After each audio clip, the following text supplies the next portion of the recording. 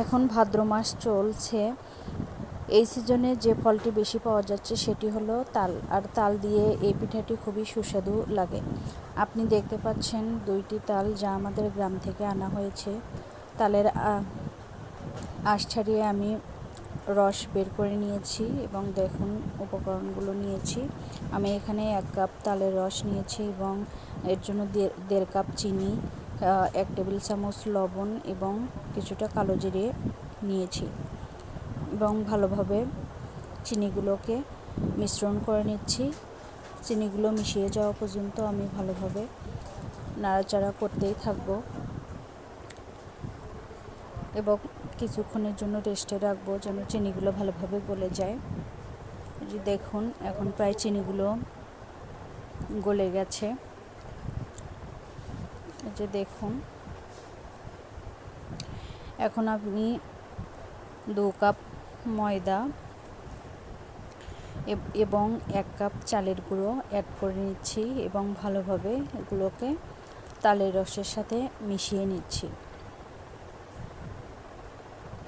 তবে ভালোভাবে এটিকে মিশিয়ে নিতে হবে যেন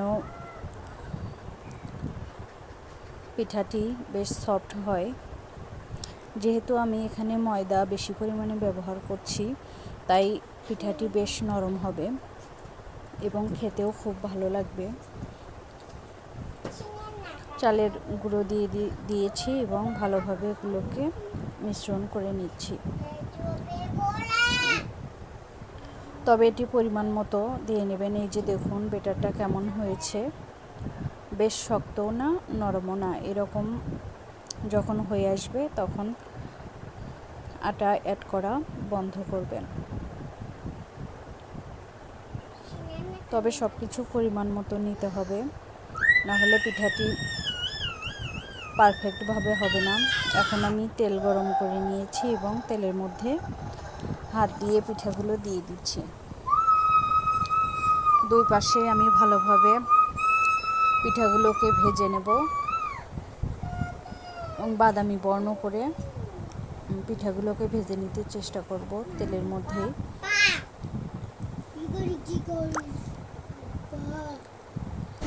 দেখুন পিঠাগুলো কেমন সুন্দর ফুলে উঠেছে এবং সফট হয়েছে, দেখেই বোঝা যাচ্ছে যে পিঠাগুলো সফট হয়েছে।